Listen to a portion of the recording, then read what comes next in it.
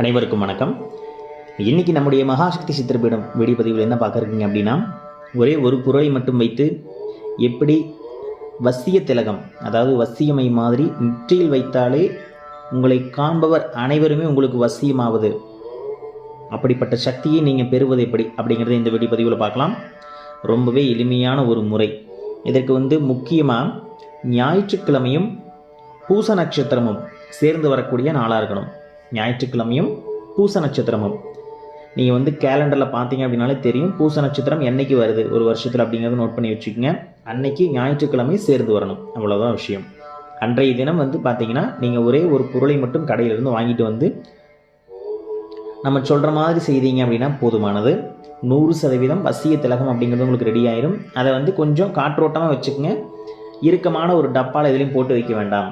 அந்த முறை என்ன அப்படிங்கிறத பார்க்குறதுக்கு முன்னாடி இது வரைக்கும் நீங்கள் நம்மளுடைய சேனலுக்கு சப்ஸ்கிரைப் பண்ணலாம் அப்படின்னா மறக்காமல் சப்ஸ்கிரைப் பண்ணிக்கங்க. ஏன்னா நிறைய பேர் பார்த்தீங்கன்னா வீடியோஸ் பார்க்குறீங்க, எல்லா விஷயங்களும் நம்ம கொடுக்கக்கூடிய விஷயங்கள் எல்லாமே பார்க்குறீங்க, லைக் பண்ணுறீங்க. ஆனாலும் நிறைய பேர் என்ன பண்ணுறீங்கன்னா சப்ஸ்கிரைப் பண்ணாமல் பார்த்துக்கிட்டு இருக்கீங்க. சப்ஸ்கிரைப் பண்ணிக்கிட்டீங்க அப்படின்னா நம்ம நிறைய பதிவுகள் கொடுத்தாலும் உங்களுக்கு உடனடியாக நீங்கள் பார்க்குறதுக்கு எதுவாக இருக்கும்.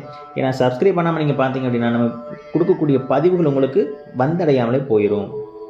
அதனால் முடிந்த வரைக்கும் சப்ஸ்கிரைப் பண்ணிட்டு பாருங்கள். முறை என்ன அப்படிங்கிறத பார்த்தலாம். ஞாயிற்றுக்கிழமை வரக்கூடிய பூச நட்சத்திரத்தன்னைக்கு கடையில் போய் கோரோசனை வாங்கிட்டு வாங்க, சரிங்களா? கொஞ்சம் ஒரிஜினல் அப்படிங்கிறது கொஞ்சம் விலை அதிகமாக இருக்கும். அதை மட்டும் ஒரு 1 கிராம் 2 கிராம் உங்களுக்கு எவ்வளவு முடியுமோ அது மட்டும் வாங்கிட்டு நல்லா நுணுக்கி பவுடர் பண்ணி வச்சுக்கோங்க. இது கூட என்ன பண்ணுறீங்க அப்படின்னா சுத்தமான குங்குமப்பூ, அதுவும் கடையிலே கிடைக்கும். சுத்தமான குங்குமப்பூ, செம்பருத்தி, பக்கத்தில் ஏதாவது செம்பருத்தி பூ கிடைக்கும் இல்லைங்களா? அது என்ன கலராக இருந்தாலும் ஓகே தான். முடிஞ்ச வரைக்கும் நீங்கள் இந்த ஹைப்ரிட் அந்த மாதிரி வாங்காமல் நம்ம சிவப்பு செம்பருத்தி இருக்குது இல்லைங்களா, அதை பயன்படுத்துறது ரொம்பவே நல்லது. இது கூட என்ன பண்ணுறீங்க அப்படின்னா பெரிய நெல்லிக்காயுடைய சாறு, செம்பருத்தியுடைய சாறு, குங்குமப்பூ, சரிங்களா? இந்த மூணையை சாறு எடுத்து அந்த சாறை விட்டு இந்த கோரோசனை லைட்டாக குழச்சிக்குங்க, சரிங்களா? நல்ல மை மாதிரி குழச்சி, இல்லை அரைக்க முடியும் அப்படின்னா ஒரு சின்ன கல் வச்சு நீங்கள் அம்மியில் வச்சு அரைச்சி எடுத்துக்குங்க. ஒரு மை பதத்துக்கு கிடைக்கும். இதை ஒரு பாட்டில்லையோ ஒரு சின்ன பிளாஸ்டிக் டப்பாலையும் போட்டு வச்சுக்கோங்க.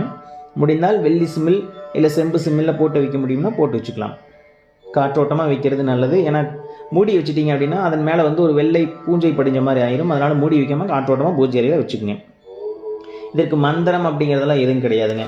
இது நீங்கள் உங்களுடைய குலதெய்வமோ இஷ்ட தெய்வமோ நீங்கள் எதை வழிபடுறீங்களோ அந்த தெய்வத்துடைய நாமத்தை சொன்னீங்க அப்படின்னாலே போதுமானது. மனதார பிரார்த்தனை பண்ணுங்கள், அதுதான் முக்கியம். எந்த மந்திரம் சொன்னாலுமே அங்கே மந்திரத்தில் மனம் ஒன்றில் அப்படின்னா அந்த மந்திரம் உங்களுக்கு வேலை செய்யாது. அதனால் மனதார பிரார்த்தனை பண்ணினா போதுமானது.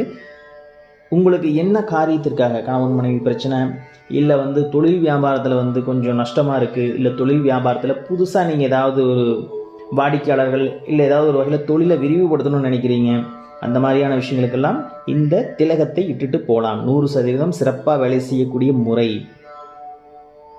அதே போல் தினமுமே நம்ம இந்த கோரோசனையை வச்சுக்கணும், இந்த மாதிரி கலந்து வைக்க வேண்டாம், தினமுமே வச்சுக்கணும் அப்படின்னா இந்த மாதிரி பொருள் எல்லாம் கிடைக்கல அப்படின்னா சுத்தமான பசு நெய், சரிங்களா? சுத்தமான பசு நெய்யில் நாட்டு மாட்டு பசு நெய்யில், அது கடையில் வாங்குகிற நெய் வேண்டாம், சுத்தமான நெய்யாக இருந்தால் சிறப்பு.